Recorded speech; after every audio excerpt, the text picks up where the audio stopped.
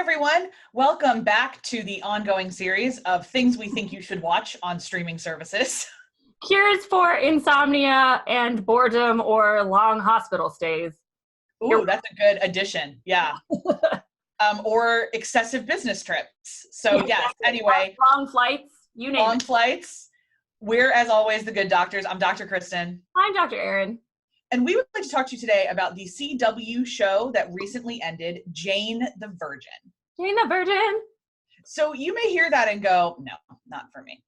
And maybe it won't still be after we explain why it's so awesome to you, but don't nope out just on the title. Right.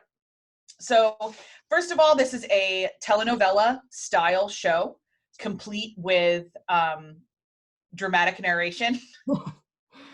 Yeah, and if you don't know what that means, like, look it up, but it's a style of soap opera, Spanish language soap opera, very popular in a lot of Latin American Spanish-speaking countries.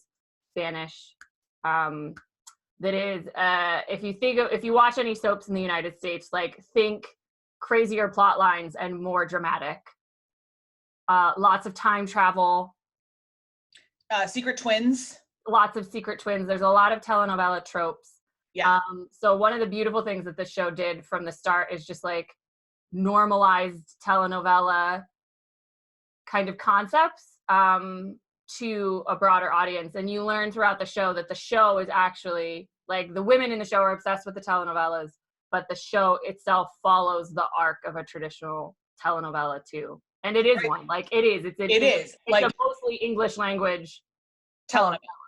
Yeah, I mean, and the last major one on television, if you're wondering, was Ugly Betty on ABC back in the mid-aughts. That was also a telenovela format. Oh, was it? I didn't know that. Cool. Yeah, it was based on a, I want to say, Mexican telenovela.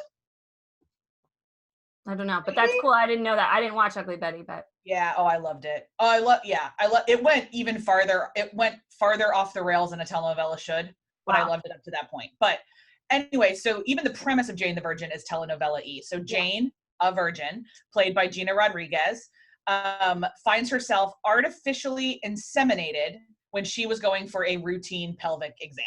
Yep. She went in for a pap smear and she came out with a baby. So the whole first season is about this process. And it turns out that the person that is the father of her baby is in a really interesting and rocky marriage. Yeah. And she's potentially engaged to a local Miami cop. It's all a thing. But there's a couple there's overarching themes that we want to talk about as to why we think this show is so important. I mean, like, don't get us wrong. There were storylines in this thing that drove us nuts. Oh my God. There was a couple side plots where we were just like, no, moving on. But these core elements kept us coming back. Yeah. So the first one for me is the normalization of the fact that this was a multilingual family. So when we meet Jane, she lives with her mother, Xiomara, and her abuela. And her abuela is, when we meet them, an undocumented resident of the United States who is primarily Spanish speaking. Yep. And it's clear that Xiomara and Jane were not raised with Spanish as their primary language. They are very comfortable. They were both born in the United States and very comfortable with English. But Abuela is not comfortable with English. But at home, so Abuela will speak Spanish, we get the subtitles, and Jane and Xiomara will reply in English, and Abuela will reply in Spanish, just like every multilingual family I've ever had the privilege of knowing. Yes, but that is not something that heretofore has happened with any sort of regularity on American television. So it might seem like a small thing, and it might seem like an obvious thing if you come from a multilingual family. But in terms of what is being shown on American television, it was a very big deal. Very big deal. And it just added to the authenticity of the story, why this show worked is that it was a telenovela, but it was grounded in these characters. And that the linguistic nature added to the grounding. Yeah. So, and speaking of Xiomara and Jane and Abuela, that was a big thing for you, right? Yeah. So, one of the biggest things that Jane did in this vein of normalizing a lot of experiences that people who live in this country, Americans, have all the time. We are a multi-ethnic and very diverse series of cultures and communities all over the country. But that is very, very irregularly represented in the visual art that we present. So for me, the centering of women's characters in the show was really, really important as a part of that representation and trying to kind of balance that scale a little bit. So Jane and Xiomara and Abuela are the three main women and the three main characters in this show.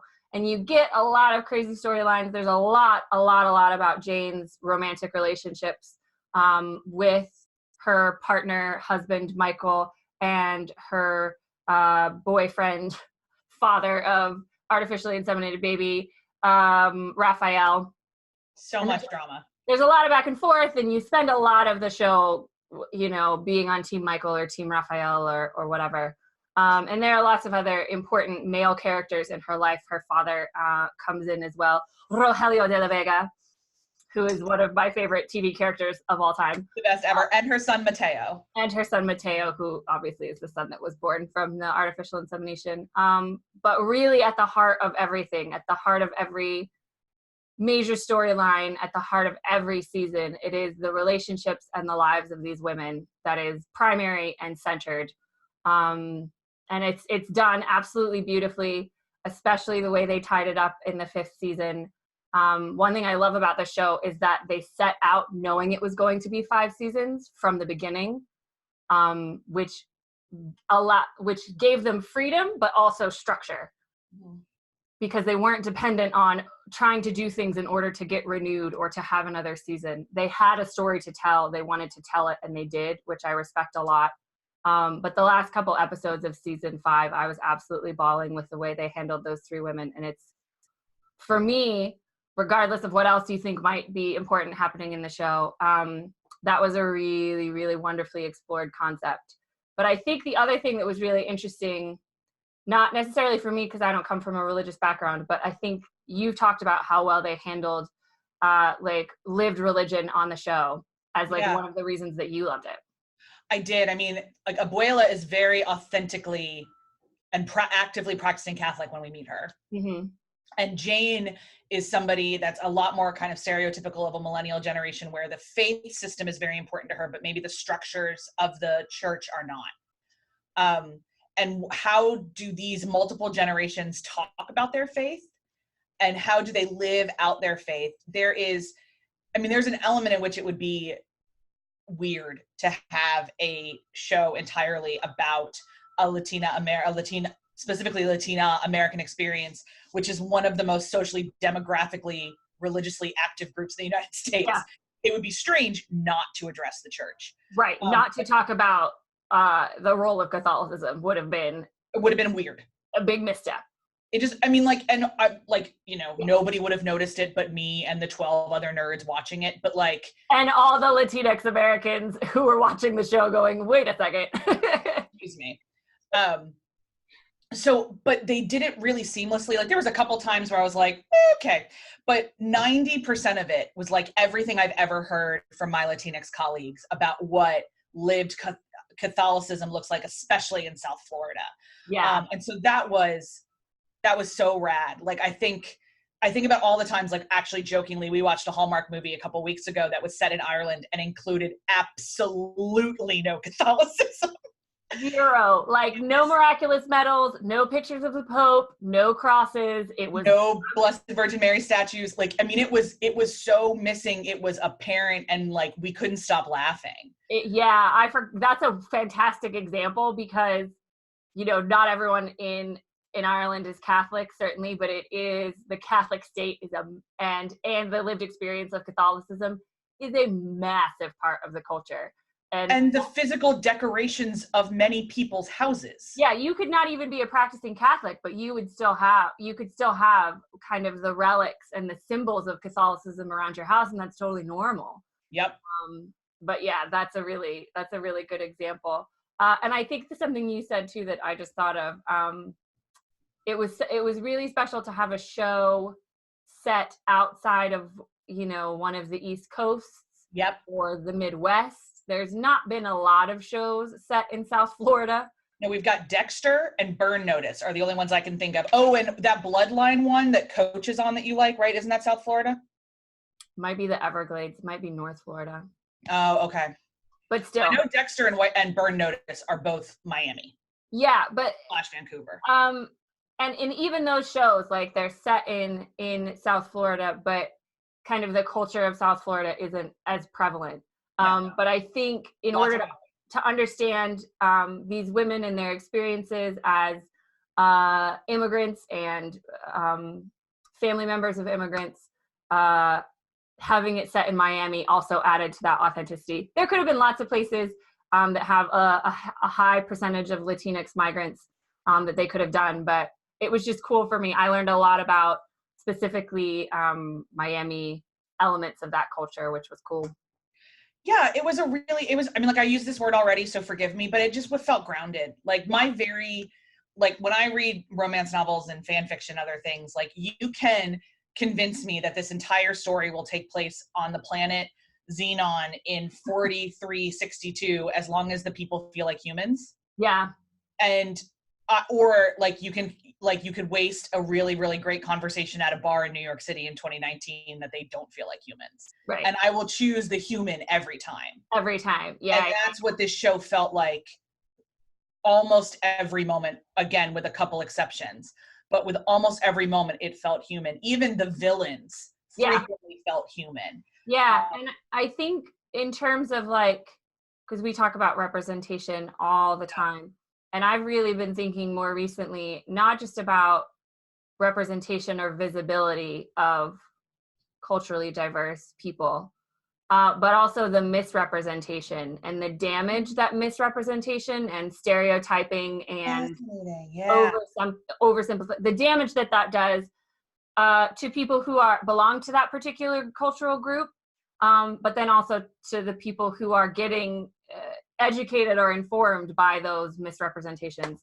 Yeah. So there's a lot of stereotyping, obviously, that happens in cultural products and in television, and a lot of stereotyping that's been done of people from Latinx cultural backgrounds.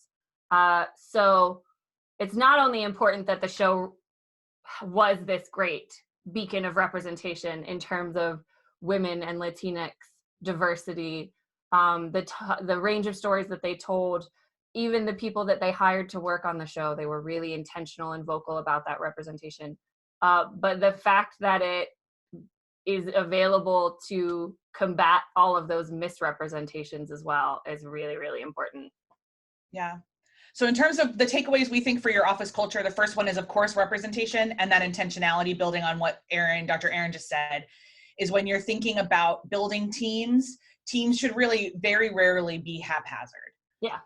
There should be conversations about what kind of project do we need to do and who needs to be around the table to execute this project. Mm-hmm. Additionally, this idea of humanity is, we think, incredibly important in terms of authenticity. Yeah. And that may seem like a leap after we're talking about a telenovela, but